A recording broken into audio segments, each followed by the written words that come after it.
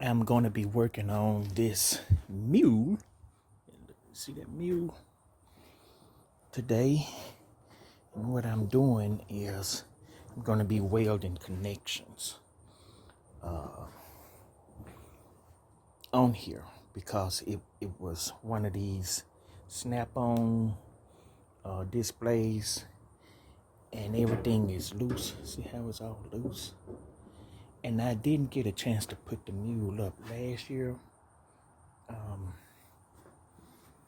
because when I took it down, I said I just didn't have time to put it up.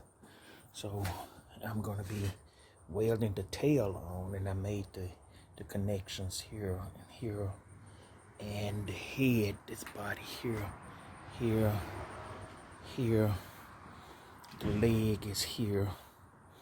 I had another connection I'm gonna put right here and right here, and I'm gonna do the ears up here.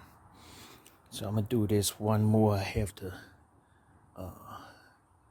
get to the bare metal on here while I let the helmet charge up. So let me get this piece right here.